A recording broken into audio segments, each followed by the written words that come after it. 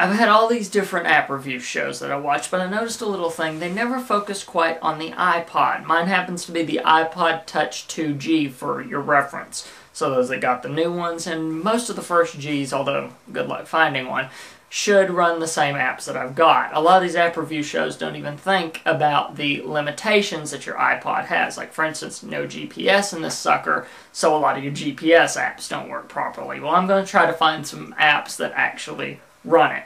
Now, for the first app, I figured I'd show what helps keep me organized, and that's To Do. It's in both a light and a non-light version where you actually pay for it. The light works for me, and that's what I'm going to be showing you guys today.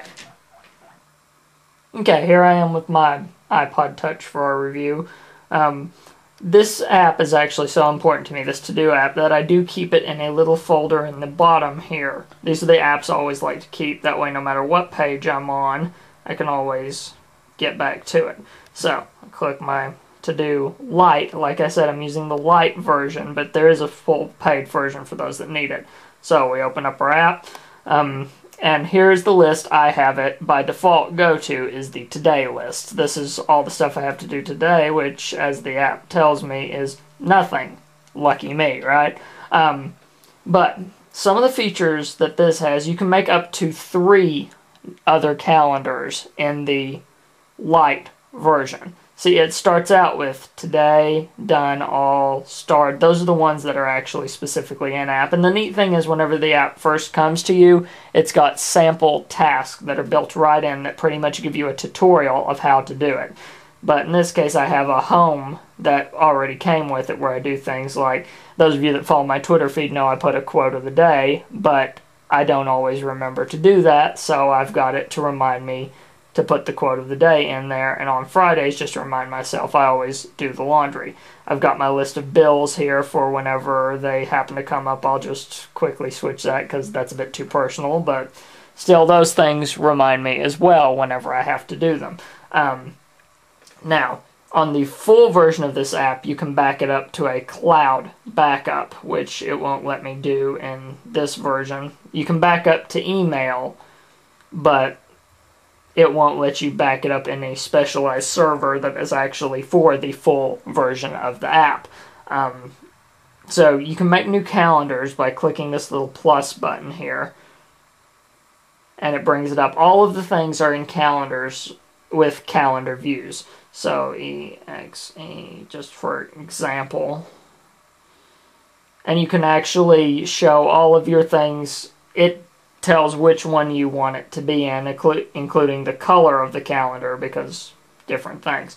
Notes, password protected, if you want to sync it to their system, which, like I said, doesn't happen in the unpaid version that I use, but in the full version it does. Showing done, today, all. So sometimes you don't want them showing up in the all tabs, or maybe you just want it as something that's not necessarily today, yet doesn't have a due date. Like with my quote of the day, I have it set up. I wait for it to put up.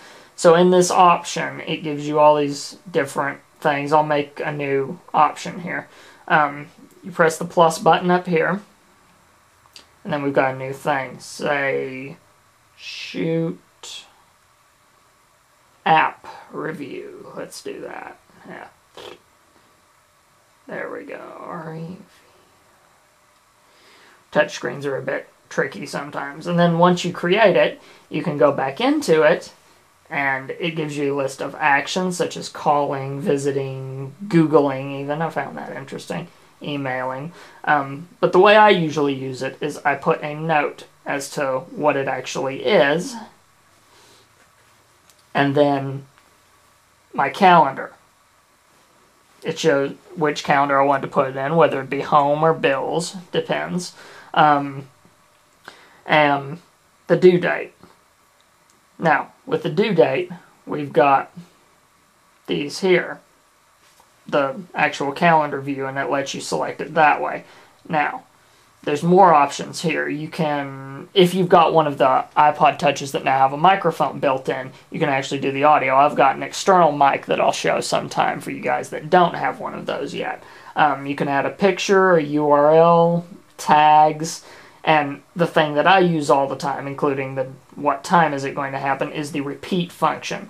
Now this gives several things. If it's a quarterly thing that you have to do, yearly, weekly, daily, or monthly, you can do it on those things. And you can choose for it to either be on the due date every single time or on completion, which is for if you think, I can actually do it today and do it every week on that day instead of that day, then it'll help that. But I always like to keep it set on due date. So, some days of the week on every given period, but like daily will be each day, weekly will be the same day each week. So it helps you set that stuff up, just to remind you.